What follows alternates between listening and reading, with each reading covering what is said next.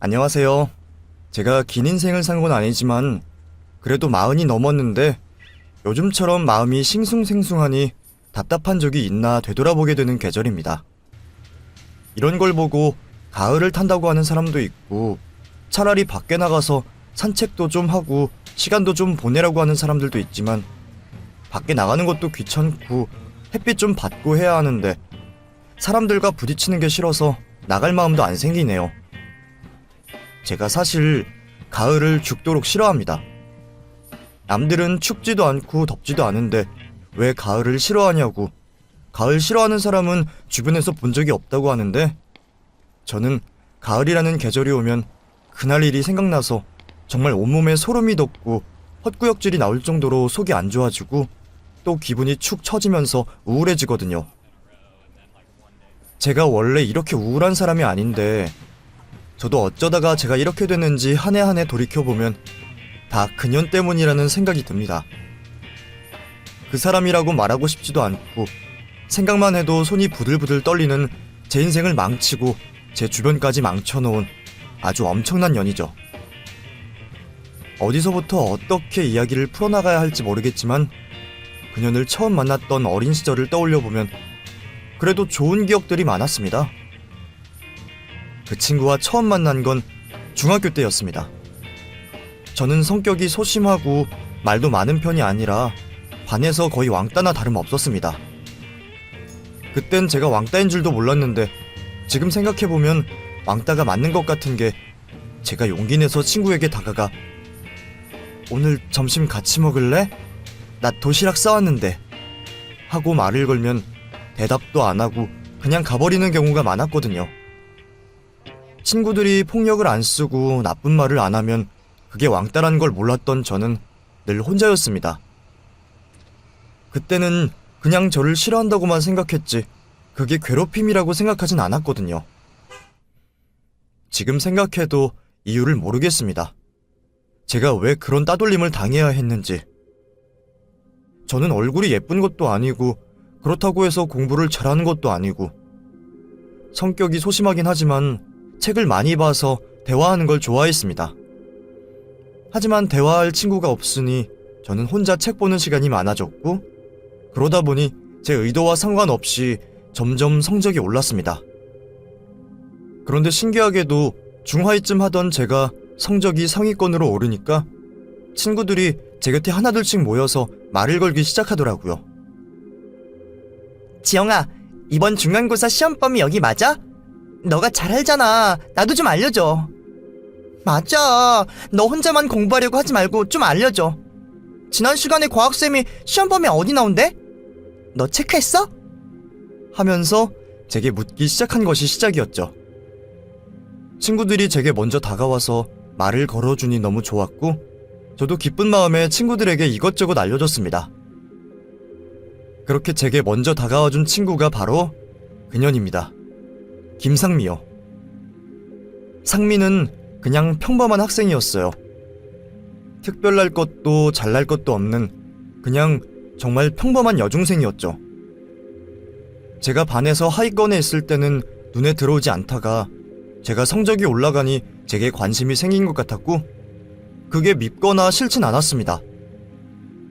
그렇게 상미와 점점 가까워졌고 중학교 3학년 처음으로 제게 친구라는 게 생겼습니다. 저는 너무 기분이 좋아서 상미를 저희 집에 초대하기도 하고 엄마에게 용돈을 받으면 전부 상미에게 썼습니다. 상미 역시 집이 가난했던 건 아닌지라 우리 둘 다 서로 용돈을 받으면 같이 떡볶이도 먹고 정말 가깝게 지냈습니다. 그렇게 저희 둘은 같은 고등학교에 입학했고 어떤 이유인진 모르겠지만 3년 내내 같은 반이 되면서 정말 자매라고 해도 믿을 정도로 365일을 붙어 다녔습니다. 심지어 상미가 고등학교 때 남자친구가 생겼는데도 항상 저를 불러서 셋이서 데이트를 할 정도로 늘 빠짐없이 만났죠. 저는 나중에 대학교 들어가서 남자친구를 사귀었지만 상미는 정말 고등학교 다니는 내내 남자친구가 없었던 적이 없을 정도로 연애를 많이 했죠. 그러다 고3 입시 준비를 앞두고는 거의 저희 집에서 살다시피 하면서 같이 공부를 했어요. 성적도 엎치락 뒤치락하며 서로 경쟁하기도 했지만 그래도 제가 상미보다 잘할 때도 있었고 상미가 저보다 시험을 잘 볼 때도 있었죠. 결과적으론 고만고만한 성적이었습니다. 어차피 저희 둘 다 성적이 비슷했기에 저는 먼저 상미에게 우리 대학도 같이 지원할까? 너 무슨 과 가고 싶어?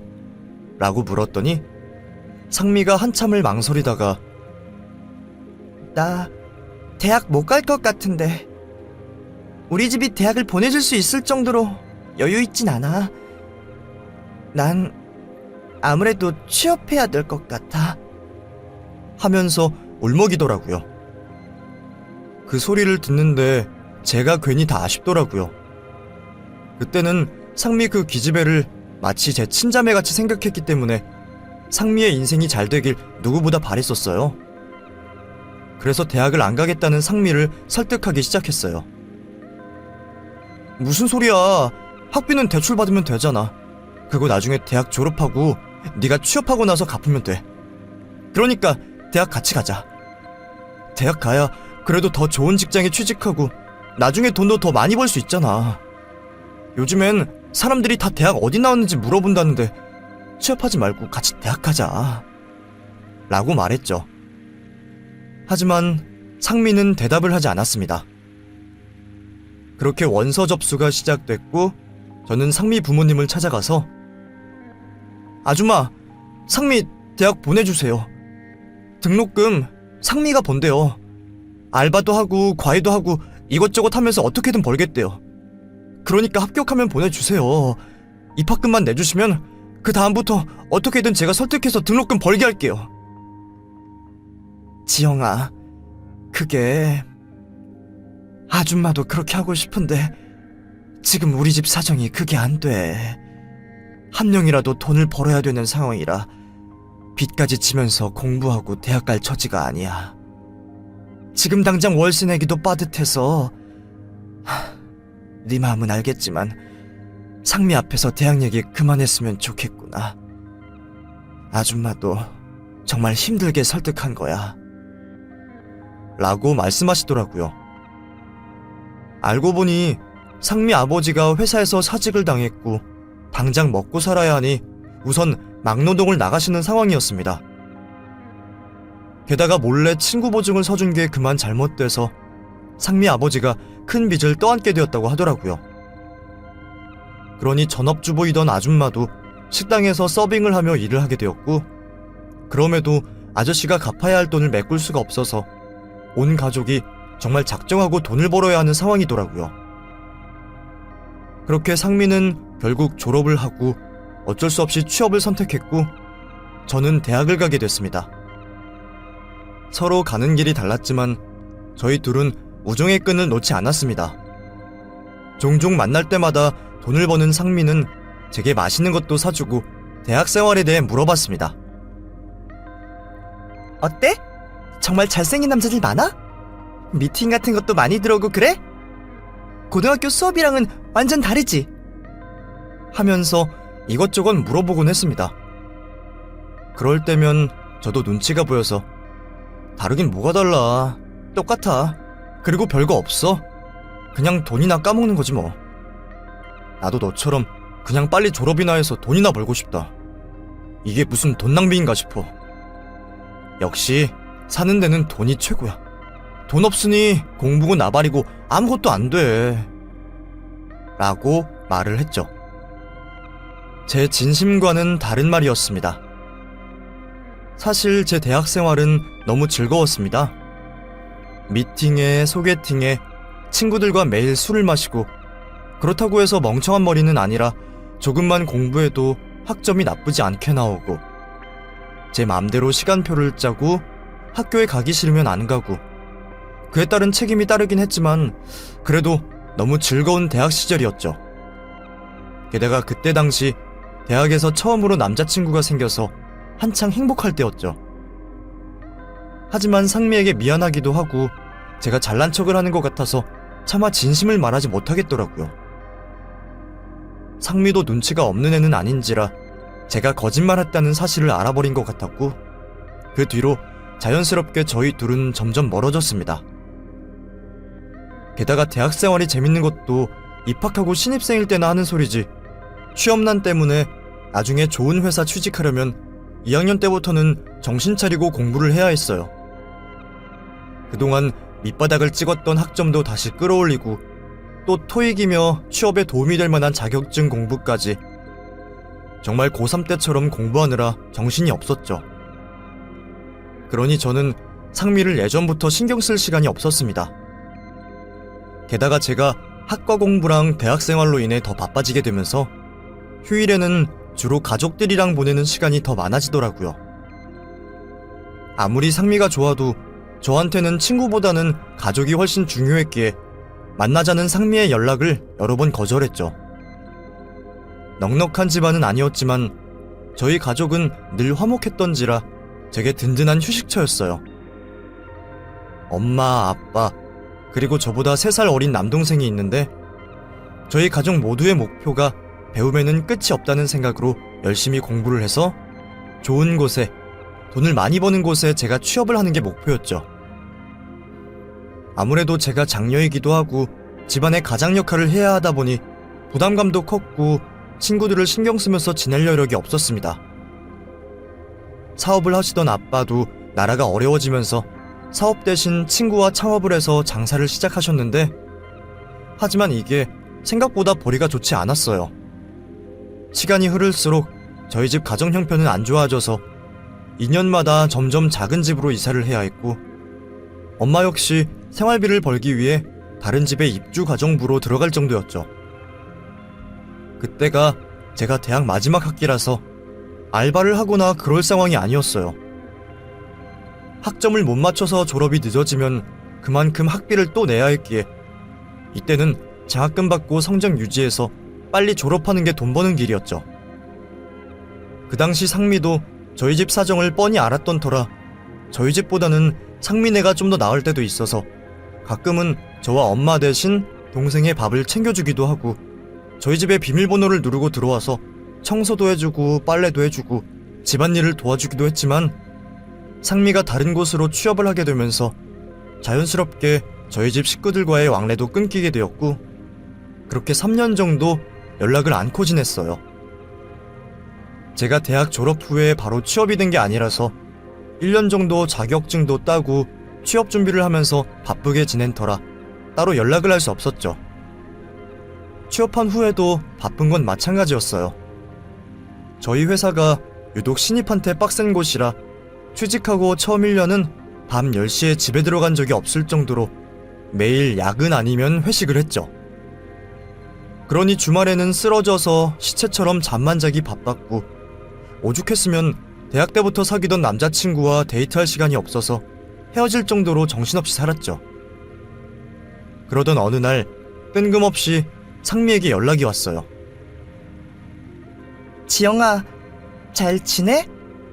너한테 연락할까 말까 많이 망설였는데 그래도 나중에 알게 되면 네가 서운해할 것 같아서 미리 말하는 게 좋을 것 같아. 시간 되면 밥이나 한번 먹을래? 내가 너 있는 곳 근처로 갈게. 라는 문자였죠.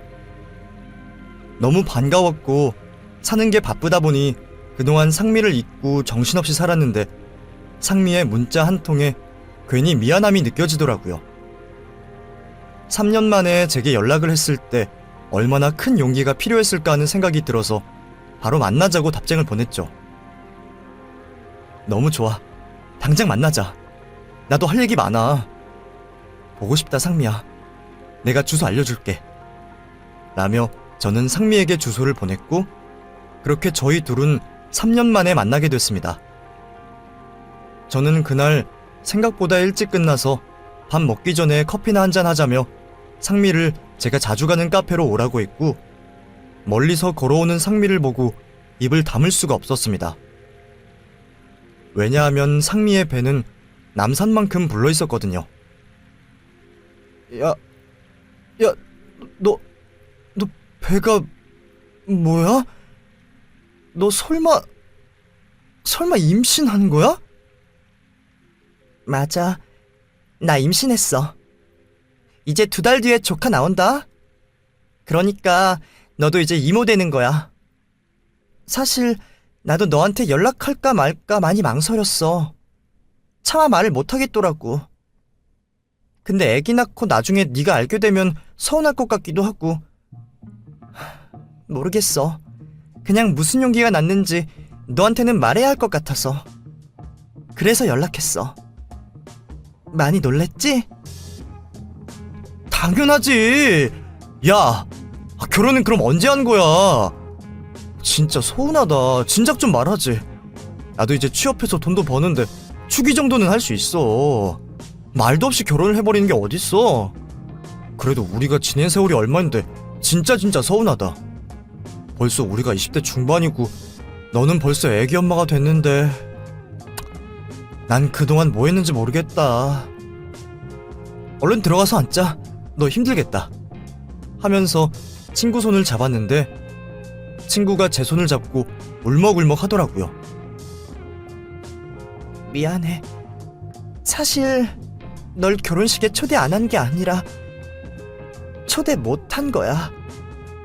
나 결혼식 안 했거든. 네가 생각하는 그런 것처럼 나 평범하게 살지 못했어. 애기 아빠는 지금 연락도 안 되고 나 어쩌면 얘 혼자 키워야 할지도 몰라. 그래서 너무 무섭고 두려워, 지영아. 애기 아빠가 나타날까? 나 임신하고 나서 같이 동거했는데 출근하겠다고 나간 사람이 벌써 8개월째 연락이 안 되고 집에도 안 들어와. 그 사람 시댁도 없고 가족도 친척도 없는데 내가 어떻게 해야 할지 모르겠어. 그래서 너한테 도움 좀 청하려고, 그러려고 만나자고 했어. 미안해. 정말 미안해, 지영아. 하면서 제 손을 잡고 펑펑 울더라고요. 무슨 말을 해야 할지 모르겠던 저는 그냥 친구를 안아줬습니다. 괜찮아. 분명 돌아올 거야. 괜찮아. 상미야, 울지 마. 괜찮아. 하면서 저는 상미를 달래주었습니다. 상민의 부모님은 결혼도 안 한 상태에서 임신을 한 딸을 받아들일 수 없다면서 내쳤다고 하더라고요. 그러니 마음 기댈 곳 하나 없던 상민은 마지막으로 제게 연락을 하고 찾아왔던 거였어요. 그동안 얼마나 고생을 한 건지 배는 남산만한데 얼굴살은 쪽 빠졌더라고요. 그런 친구를 차마 그대로 두고 집에 올 수 없어 저희 집으로 데리고 갔습니다. 오랜만에 만난 상미를 보며 엄마와 아빠는 반갑게 상미를 맞이해 주셨어요. 아이고, 상미가 애기 엄마가 됐네. 너무너무 축하한다.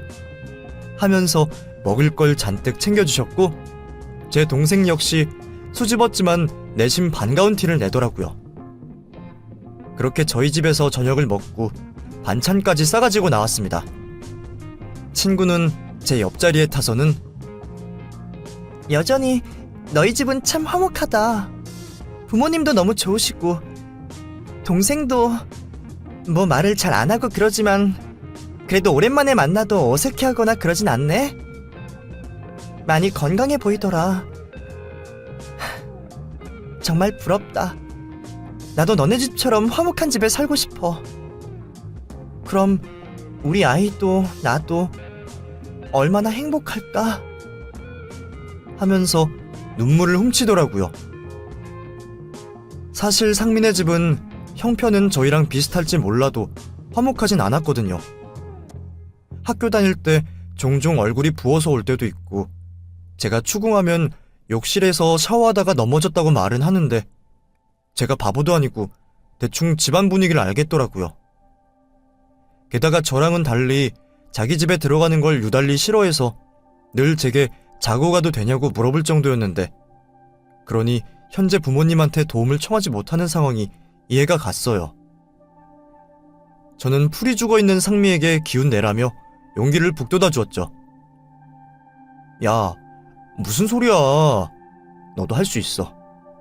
그런 애비랑 살 바에는 차라리 아빠라는 존재가 없는 게 애한테는 더 나을 수도 있어. 솔직히 막말로 가정폭력하고 맨날 술 먹고 이런 사람보다야 없는 게 낫지 않아? 오히려 그런 게 애한테도 더 안 좋아. 그러니까 너 그런 생각하지 마. 너도 충분히 혼자 잘 키울 수 있어. 요즘이 어떤 세상인데 애 아빠 없이 애 키우는 걸 걱정해. 돈이 없어서 그래? 걱정하지 마. 내가 무조건 도와줄게. 우리가 단순히 친구 사이냐? 나는 너 내 친자매로 생각했어. 그러니 네 아이면 내 조카이기도 해. 물심양면 내가 다 바쳐서라도 나한테 생긴 첫 조카를 어떻게든 떠받을 테니까 걱정하지 마셔. 하면서 농담처럼 제 마음을 표현했습니다.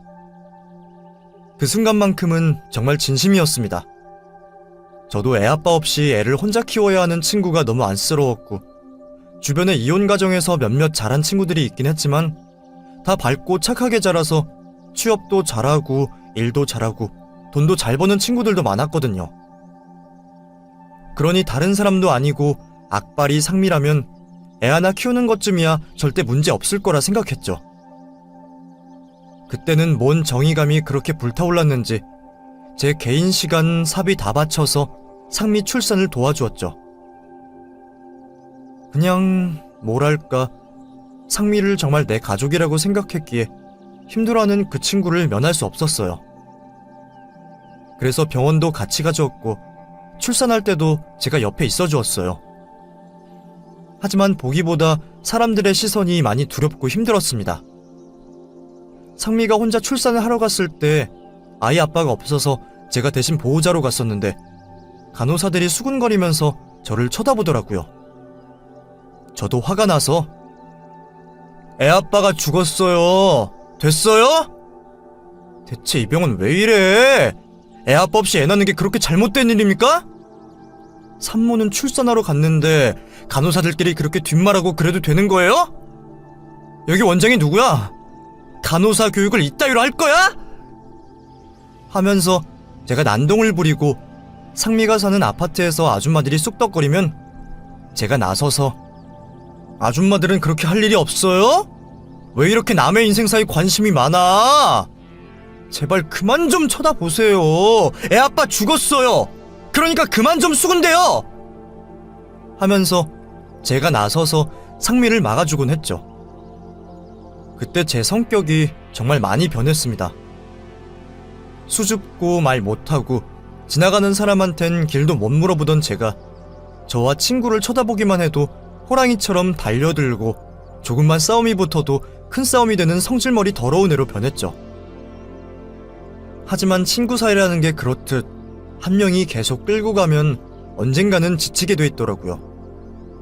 저도 회사를 다니고 있고 그 친구가 출산을 하면서 저도 남자친구가 생겼는데 무려 그 친구와 조카를 돌보면서 지낸 시간이 7년이었습니다. 그 사이 저도 남자친구가 2번이나 바뀌었고 이제는 결혼도 생각해야 할 나이다 보니 언제까지 친구만 따라다니면서 뒷바라지를 할 수가 없더라고요. 제가 정말 어디까지 했냐면 친구 아들 어린이집 등하원도 도와주고 회사 반차까지 내면서 애랑 같이 놀이동산도 가주고, 친구는 혼자 벌어야 하기 때문에 아들과 같이 시간을 보낼 수 없고 친정 부모님도 너무 멀리 계시는데 아버지가 건강이 안 좋으시다 보니 어머님 역시 서울로 오기는 힘든 상황이셨습니다. 거기다가 애를 낳고 나서도 미혼모라는 상미를 여전히 안 좋은 시선으로 바라보셔서 아이를 봐주기는커녕 출산이나 육아를 하는 동안 한 푼도 보내주지 않으시더라고요. 자기 가족한테 저런 취급을 받고 버림받는 상미의 모습이 너무 안쓰러워서 저도 마음을 다해 상미와 아들 준혁이에게 잘해주려고 정말 많이 노력했지만 제 코가 석자일 땐 어쩔 수가 없더라고요.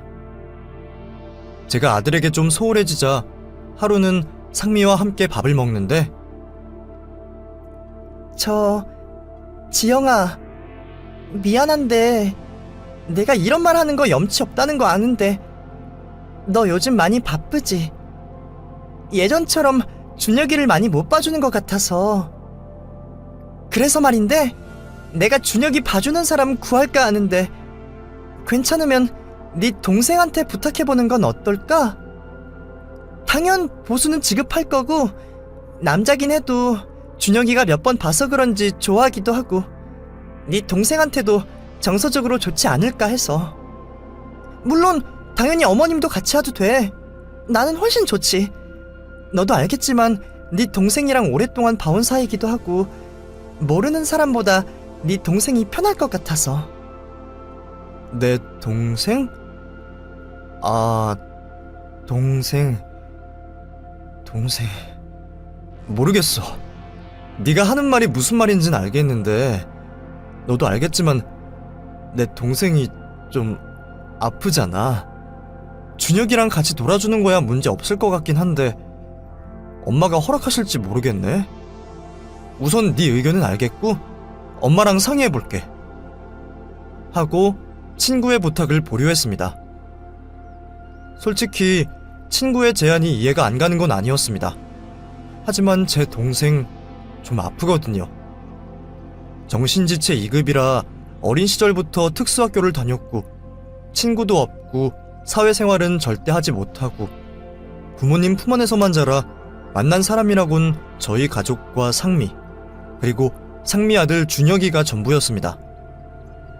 몸만 컸지 정신 수준은 7살 남짓이라 오히려 진짜 7살인 준혁이와 잘 맞을 수 있다는 생각도 하긴 했었지만 덩치가 큰 어른이 7살 아이와 손을 잡고 걸어다니면 사람들이 쳐다보면서 아들이 너무 이쁘네, 아빠를 잘 따라다니는 것 같아 라는 말을 하곤 했죠.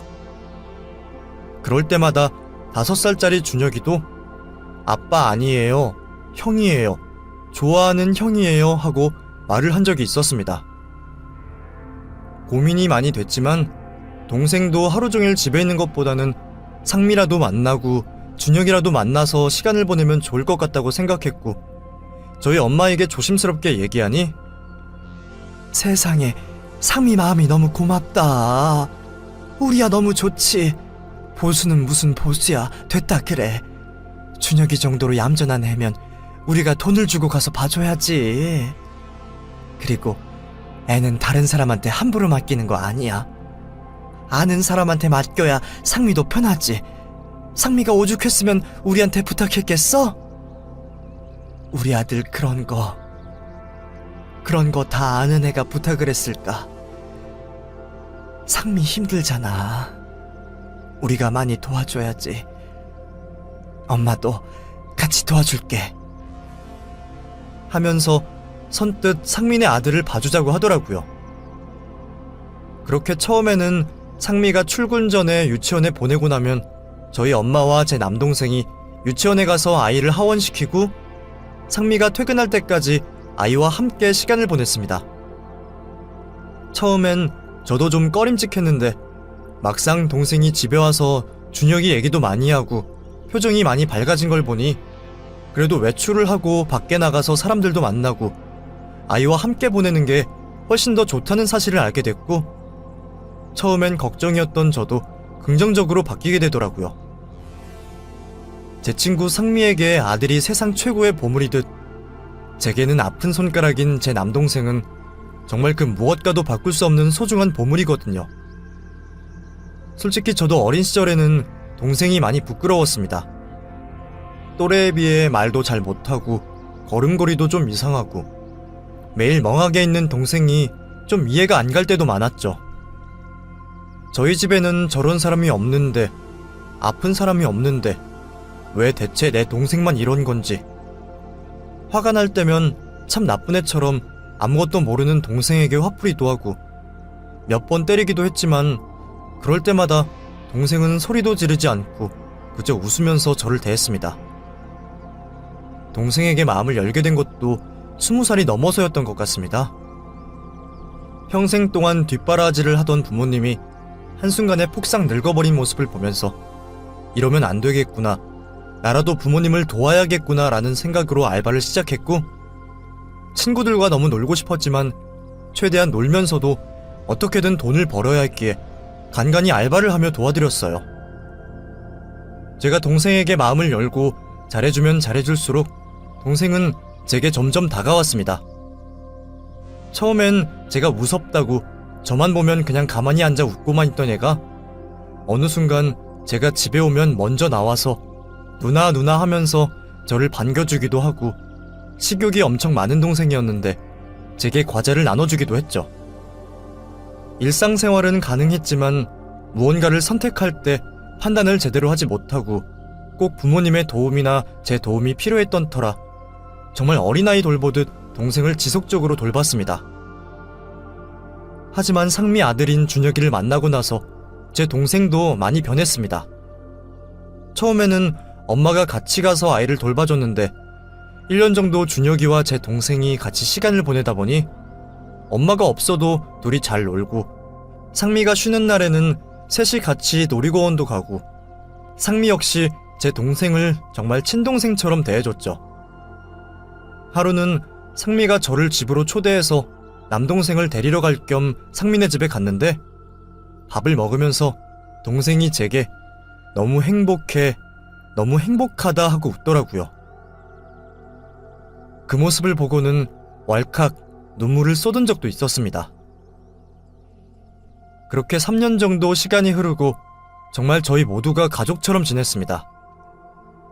그러는 새에 아버지가 친구랑 창업한 사업이 대박이 나서 점점 우리 집 형편이 좋아졌어요. 게다가 저 역시도 회사에서 승승장구해서 승진도 하고 월급도 오르고 정말 행복했죠. 또 그때 당시 결혼을 약속한 남자친구가 있었는데 남자친구 집안도 알아주는 재력가라 이제 돈 걱정은 전혀 없었죠. 제가 20살 초반에 대학 친구랑 장난삼아 점을 본 적이 있는데 그때 점쟁이가 저보고 30대 중반 넘어서 재물운이 한 번에 팡 터진다고 말했었거든요. 그 말이 사실인 듯 여기저기서 돈이 넘쳐나니 행복에 겨웠죠. 당연히 상미도 저희에게 가족과도 같은 존재였기에 물심양면으로 많이 도와주었어요. 무엇보다 제 남동생이 준혁이랑 함께 있으면서 성격이 밝아진 것 같아 저 역시도 상미에게 고마움을 느끼고 잘 지내고 있었죠. 그러던 어느 날 하루는 상미가 저를 밖에서 따로 만나자고 하더라고요. 지영아, 너한테 할 말이 있는데 나 좋은 사람이 생겼어. 결혼하고 싶어. 근데 결혼식은 그냥 약소하게 하려고. 나는 가족도 없고 그 사람도 가족도 없어서 그냥 조용하게 하려고 해. 근데 너는 와줬으면 좋겠어. 다른 사람은 아무도 초대 안 할 거야. 그러니까 너만 와. 라면서 제게 청첩장을 내밀더라고요. 너무 놀랬고 너무 갑작스러웠지만 누구보다 기뻤습니다. 솔직히 그동안 나한테 남자친구의 존재에 대해 한마디도 안 했다는 게 섭섭하긴 했지만 원래 상미가 어렸을 때부터 저 모르게 남자친구 사귀고 그런 적이 많아서 이때까지만 해도 대수롭지 않게 생각했어요. 그리고 아이가 있는 미혼모와 결혼을 하겠다는 사람이 정말 흔치 않잖아요. 그래서 어떤 남자인진 몰라도 솔직히 대단하다고 생각했고 연애라는 건 생각지도 못했는데 전쟁통에도 아기가 태어난다는 옛말이 번뜩 생각나더라고요. 그 당시 저도 조만간 결혼할 예정이라서 홀로 남게 된 상미에게 조금 안쓰러운 느낌이 들었는데 이런 반가운 소식을 듣게 되니 내일처럼 기뻐해 주었죠. 너무 잘 됐어. 진짜 축하한다. 근데 기집애 치사하게 나한테 그동안 말도 안 했냐? 무튼 그 사람 좋은 사람인 건 맞지? 내가 안 만나봐도 되는 거지? 어머머 진짜 웬일이야. 너무너무 축하해. 그나저나 네가 결혼하고 나면 내 동생은 어떡하냐? 준혁이 자주 못 봐서 서운해할 텐데. 그래도 가끔 만나서 얼굴 보여줄 거지? 우리 가족들도 네 결혼 소식 들으면 정말 기뻐하겠다. 너무 축하해. 근데 지영아, 가족들에겐 말하지 말아줘. 솔직히 부끄럽기도 하고 그냥 정말 조용히 하는 거라 너만 왔으면 좋겠어. 나중에 자리 좀 잡고 상황 좋아지면 내가 그때 너네 부모님한테 따로 말씀드릴게. 하면서 자꾸만 비밀로 해달라고 하더라고요. 뭔가 석연찮은 구석이 있었지만 친구가 원치 않으니 저는 결혼식 날까지 아무 말도 하지 않았고 결혼식 당일 저만 초대를 받았다는 말을 기억하며 알려준 주소로 찾아갔습니다. 그 예식장은 시골의 작은 예식장이었고 겉으로 봐도 정말 초라한 곳이었죠. 사람도 별로 없고 주변에 상가 하나 없는 정말 초라하게 짝이 없는 곳이었습니다. 얘는 뭐 결혼을 해도 이런 곳에서 하냐? 좀 좋은 데서 하지. 아휴, 진짜 돈 필요하면 나한테 말 좀 하지. 라면서 궁시렁대며 식장 안으로 들어갔는데 로비에도 몇몇 사람만 돌아다닐 뿐 정말 조용하더라고요.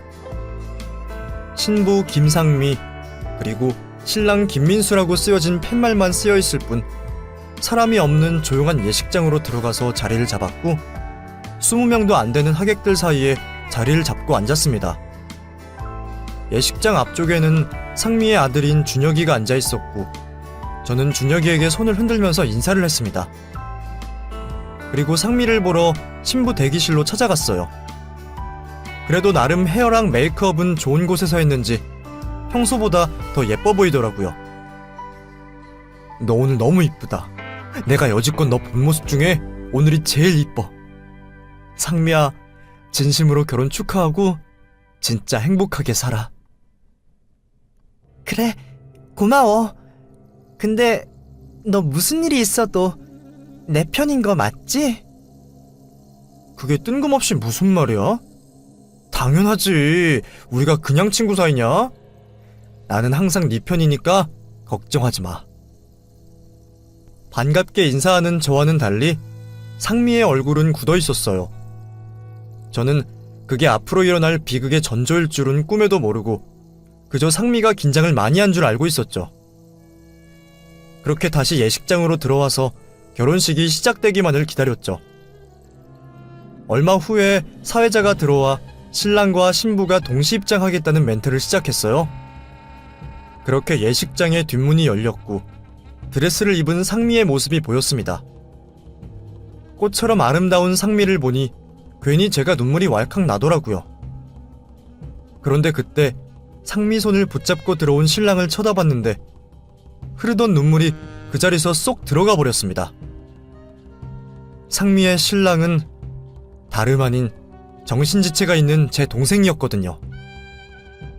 저는 너무 놀라서 그 자리에서 벌떡 일어났고 야 하고 소리를 질렀는데 마치 예상이라도 한 듯 못 들은 척 제 동생 손을 잡고 앞으로 걸어가더라고요.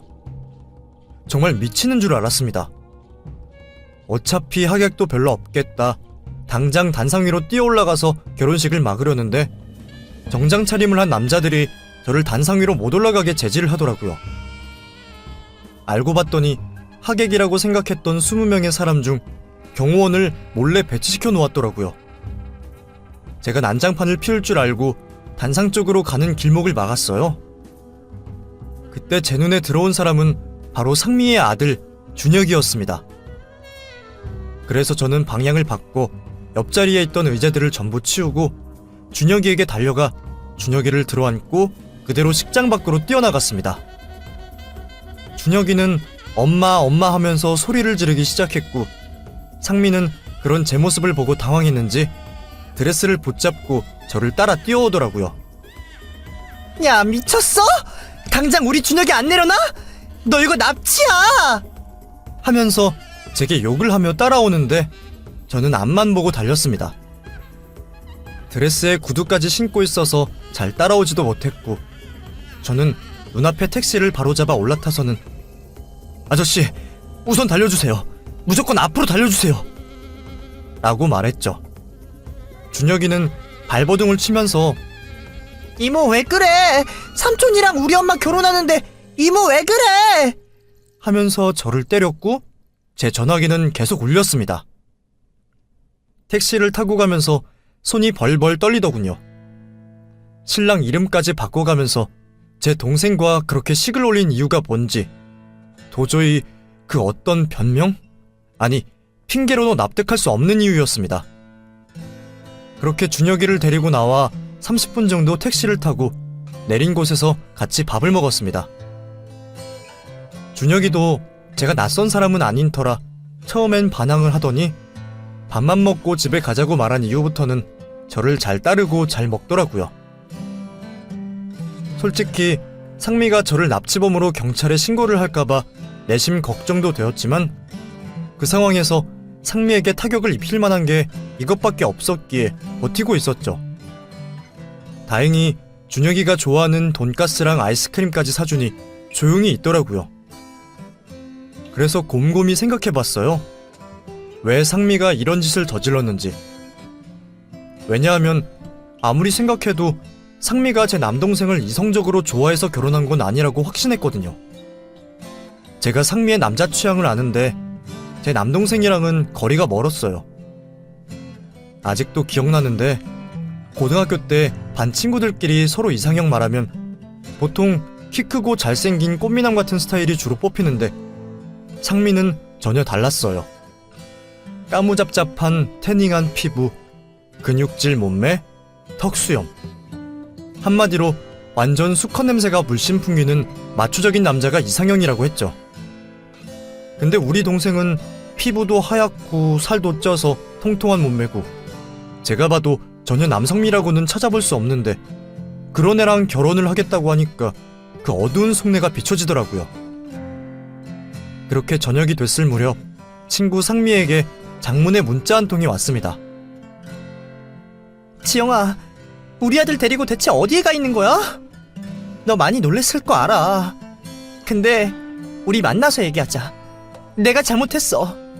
그러니까 제발 우리 집으로 와줘. 내가 다 설명할게. 올 때까지 안 자고 기다릴 테니까 제발 집으로 와줘. 라는 문자였죠. 저는 그 문자를 받고 다시 식장으로 가서 제 차를 끌고 상민의 집으로 갔습니다. 제가 상민의 집 비밀번호를 알고 있어서 문을 열고 들어갔더니 도착하자마자 제 뺨을 세게 치면서 넌 미친년이야. 아무리 그래도 그렇지 애를 납치해? 네가 지금 제정신이야. 라며 화를 내더군요. 저도 참을 수가 없어서 똑같이 뺨을 내리쳤고 진짜 미친 건 너지. 적어도 가족은 건드리지 말아야지. 다른 사람도 아니고 내 동생은 건드리지 말았어야지.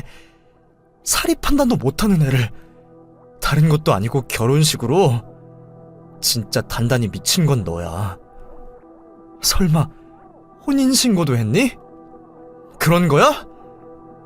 네가 제정신이면 그런 짓까진 안 했겠지. 도대체 왜 이러는 건데? 다른 사람도 아니고 우리 가족한테, 내 동생한테 왜 이러는 거야? 하고 소리쳤더니 아들을 품에 안은 상미가 갑자기 자리에 주저앉더니 우리 애한테 아빠를 만들어주고 싶었어. 혼인신고까지 할 생각은 없었어. 준혁이가 바래서 그랬던 거야.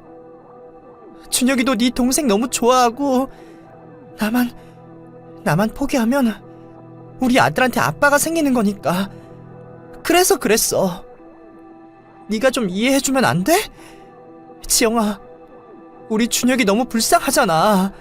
아빠 없이 애 키우는 거 보통 일 아니야. 제대로 된 아빠 역할은 바라지도 않아.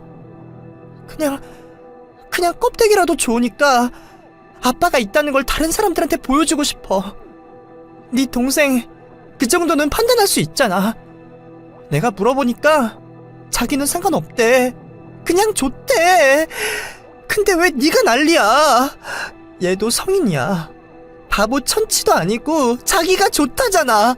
근데 왜 네가 난리냐고! 라며 소리를 치더라고요. 이게 말이나 되는 소립니까? 장애를 갖고 있는 제 동생에게 아빠 역할이라뇨. 이게 무슨 소꿉놀이입니까? 게다가 이 말도 순수하게 들을 수 없는 게 우리 집이 갑자기 잘 살게 되니까 은근슬쩍 법적으로 정식 가족이 되겠다는 심보가 뻔히 보이더라고요. 네가 그러고도 사람이야? 네가 그러고도 인간이야? 내 동생이 무슨 장난감이야? 장애가 있다고 해서 제가 감정도 없고 기분도 못 느끼는 애인 줄 알아? 너 그러면 안 돼. 진짜 그러면 안 되는 거야. 어떻게 우리 가족을 감쪽같이 속이고 네 맘대로 결혼식을 올리려고 해? 보여주기식인 거야? 이렇게 몰래 숨어서 결혼할 거면 대체 나는 왜 초대했어? 나는 왜 불렀냐고! 나는 만만하다는 거야? 너 솔직히 말해. 혹시 우리 집 형편이 좋아져서 숟가락 얹으려고 그런 거야? 돈 때문에 그런 거 아니야. 그리고 결혼하는데 가족이 한 명은 와야 되지 않겠어? 누군가는 보호자가 있어야 할 거 아니야. 근데 너네 부모님한테 말씀드리면 오시겠어? 그러니까 너라도 불러야지. 내가 이렇게 설명해도 이해 못하겠어? 하면서 말도 안 되는 소리를 짓거리더라고요. 너 지금 제정신 아니야? 너 지금 미쳤어. 내가 경찰에 고발할 거고 전국에 다 알릴 거야. 네가 어떻게 나한테 이럴 수가 있어? 이기적인 년, 인간 같지도 않은 년. 하면서 저는 문을 쾅 닫고 나와버렸습니다. 그 다음 집에 도착해서 바로 동생에게 물었고, 동생은 계속 잘 모르겠다는 말만 반복하더라고요. 뒤늦게 이 사실을 알게 된 부모님도 땅을 치면서 어떻게 상미가 우리한테 그럴 수가 있냐면서 펑펑 우시더라고요. 정말 그날 저희 집은 눈물바다가 됐습니다. 지금도 그날 일을 생각하면 너무너무 무섭고 인간의 이기심의 끝은 어디일까라는 생각을 하게 됩니다. 그날 만약 제가 바쁘다는 핑계로 그 친구의 결혼식에 가지 않았다면 제 동생의 인생은 어떻게 됐을지 너무 막막하고 생각만 해도 끔찍합니다. 제가 친구를 고소하려고 이것저것 알아보고 있던 그때 저희 부모님은 오죽하면 그랬겠냐며 그냥 모른 척 살면 된다고, 장애아를 둔 부모는 이런 것도 눈 감고 살아야 한다며 그냥 없던 일로 하자고 하셨습니다. 그 뒤로 저희 가족은 상미와의 인연을 끊었습니다.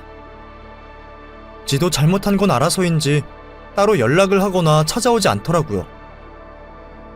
가족처럼 생각했던 친구에게 이렇게 뒤통수를 맞으니 우울증 비슷한 게 오더라고요. 그래서 그 일 이후 결혼하려던 남자친구와도 자연스럽게 멀어졌고, 그래서 지금은 혼자 살고 있습니다. 벌써 이 일이 일어난 지 꽤 시간이 흘렀고 여전히 저희 가족은 그때의 상처를 안고 살아가고 있습니다. 혹시나 이런 일이 또 반복되면 안 되겠지만 믿는 도끼에 발등 찍히는 일은 저 하나로 충분하다고 생각합니다. 이 사연을 듣는 분들은 저처럼 이런 일을 당하지 않길 바라시는 마음뿐입니다. 긴 사연 들어주셔서 감사합니다.